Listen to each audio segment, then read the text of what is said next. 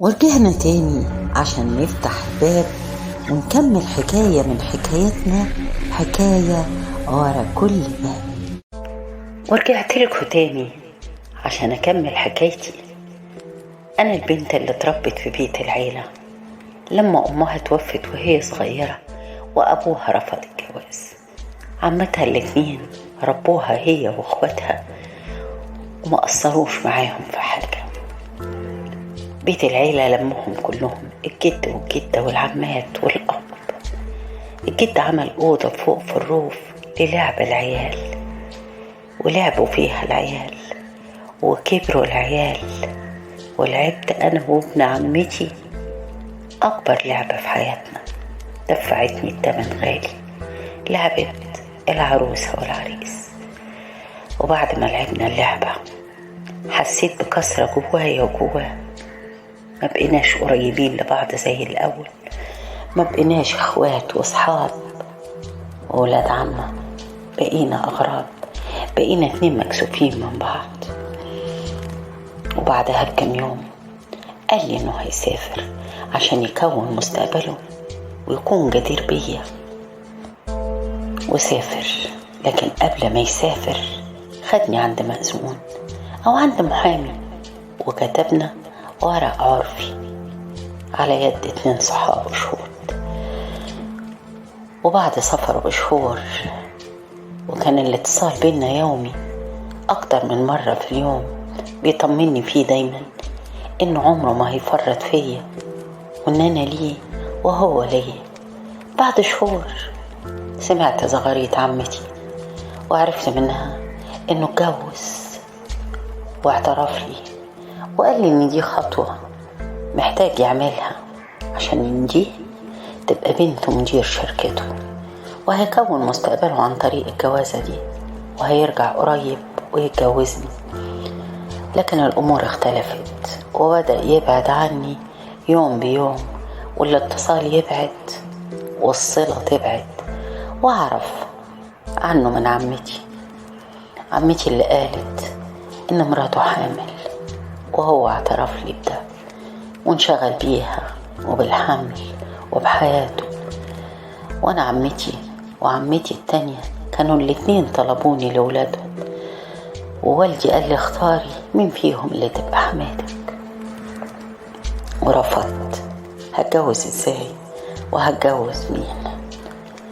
وقعدوا عماتي زعلانين مني فترة، لأن واحدة فيهم كانت بتقول حتى لو اختارت ابن أختي فهي في وسطنا وبيننا وبنتنا، لكن رفضت ولادنا الاتنين مع نفسها.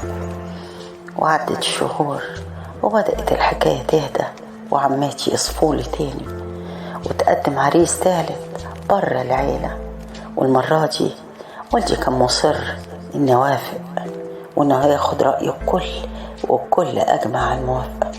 ما لقيتش قدامي حل غير إني أخبط على باب من الأبواب اللي موجودة في البيت وأحكيله وأشوف هيحصل إيه. وفعلا خبطت على الباب وفتح، وبصيت له وقلت له زعلان مني؟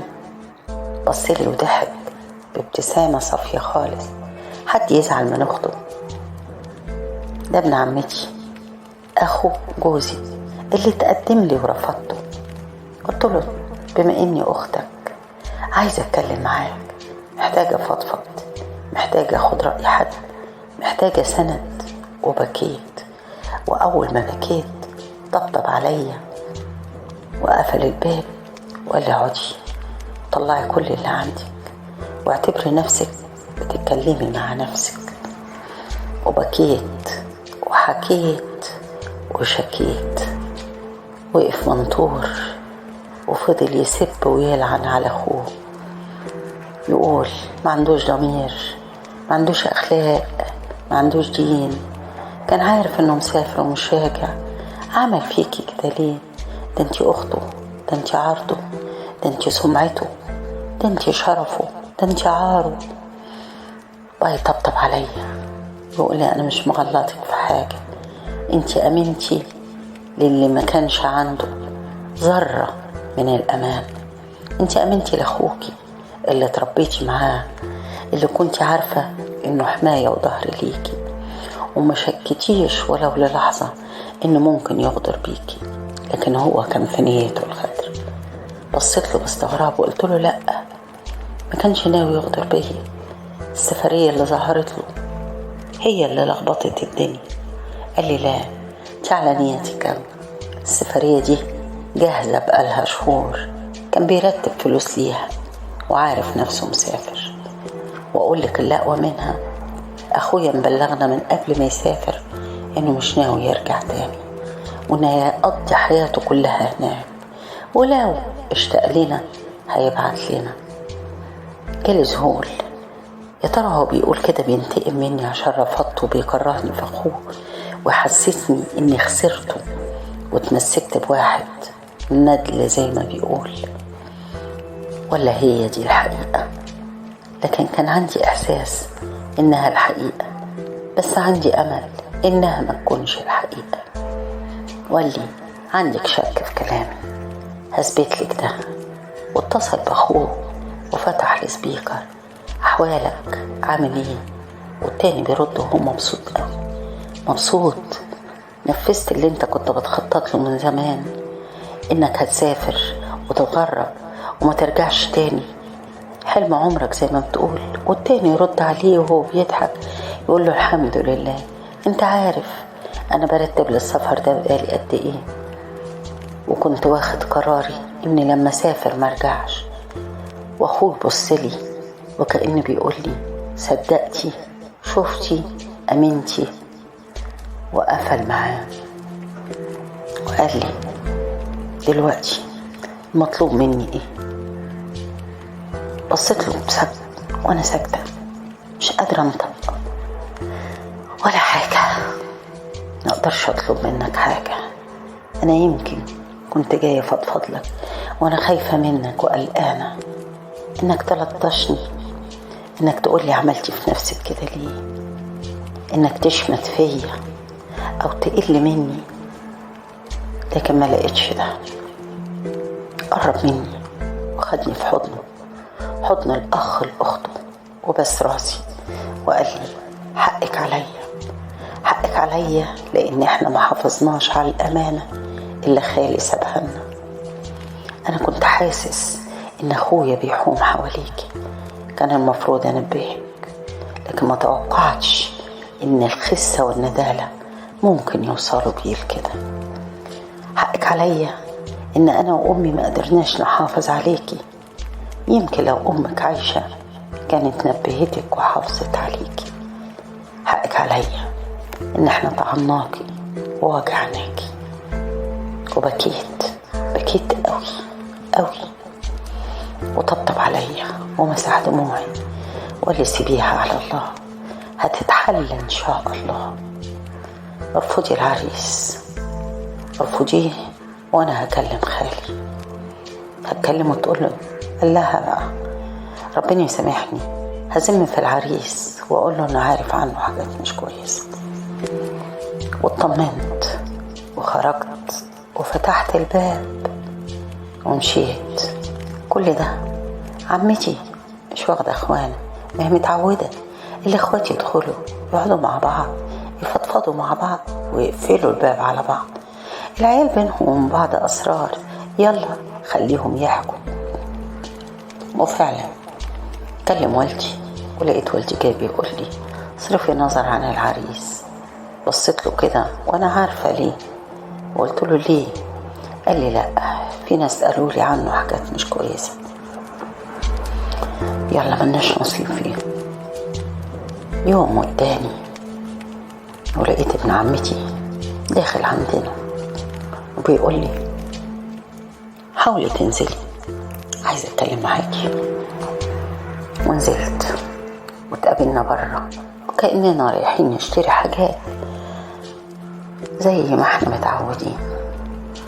وتمشينا وقعدنا في نادي، وقال لي اتكلمت مع اخويا وعرفته انه عرفت، وكل اللي عمله قال لي يا عم انسى، هي زمانها نسيت، واقول لك على حاجة، انا هطلقها. ورمى اليمين. كنت عايزة أعيط بس احنا في الشارع، أعيط ازاي؟ وهشكي وهحكي وهصرخ وهبكي على ايه؟ ده ولا حاجة. بصلي وقال لي انتي كده حرة، ليك حرية الاختيار، تختاري او ترفضي اي عريس. وطيت في الارض، قلت هو ناسي ولا ايه؟ ومسك ايدي وقال لي يلا وقولي الحمد لله، وخدني وروحنا البيت. وعدى يوم واتنين، لقيته قاعد مع والدي وبيتكلموا باهتمام، وقلبي وقع. ده بيحكي له، ده بيحكي لأبويا كل حاجة. أنا أعمل إيه؟ هروح فين؟ هقول لأبويا إيه؟ أنا ما حافظتش عليك ولا على نفسي. يا الله خليك معايا يا رب. لقيت أبويا بيندهلي بيقول لي اللي ابن عمتك بيحكي ده صح. معرفتش أرد، روحي راحت. يا بنتي ردي عليا، اللي ابن عمتك بيقوله لي ده صح. فرح واقف وقال له انت مش مصدقني ولا ايه يا خالي؟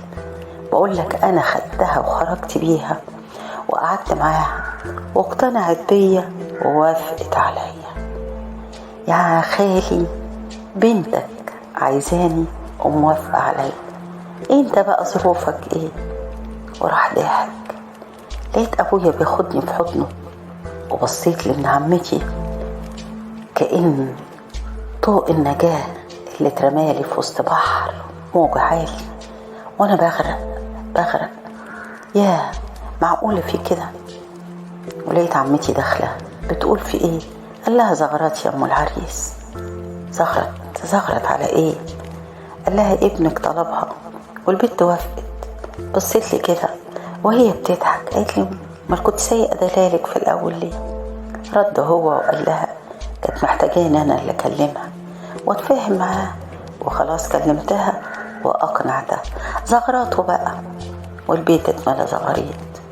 وهو باصص لي وكأن عينيه بتطمني يا بنت خالي، يا اختي، يا اللي هتبقي مراتي، انتي في الامان. ودخلت البلكونه مش عارفه امسح دموعي ولا اعمل ايه، وحطيت ايدي على السور عايزه ارمي نفسي. لقيت ايد بتشدني. هو هتعملي ايه؟ انت ما تستاهلش تدفع تمن غلطة اتنين ما يسووش حاجة. طبطب عليا وقال لي انا قلتلك احنا اللي غلطنا في حقك، انت مش بنت من بنات الشوارع وانا هقويها. انا عارف انت تربيتي ازاي، ولولا انك تربيتي صح قوي ومن جواكي نوايا طيبة ما كانش الثعلب ده قدر يغدر بيكي. انت في حمى الله وفي حماية، وانا فخور اني هتجوزك. انا هنسى الغلطة دي ولازم انت كمان تنسيها. لا انت ولا انا ولا خالي ولا حتى اخويا الندل ده ولا باب العيلة اللي مقفول علينا كلنا يستاهل ان حد يشوهه او يتكلم عليه. مقفول علينا باب واحد طول عمرنا، وهيتقفل علينا باب تاني طول عمرنا. ومسك ايدي بسها، وفي لحظة كأن المولى عز وجل عمل معجزة، زرع حبه في قلبي بطريقة ما تخيلهاش. وغمضت عيني وانا بدعي وبقول يا رب ده يكون حقيقة مش حلم، احساسي بيه وفرحته بيا. وقفلنا الباب على حكايتنا اللي خرجناها من حكايتنا حكاية ورا كل باب. ورجعنا تاني عشان نفتح الباب ونكمل حكاية من حكايتنا، حكاية ورا كل باب.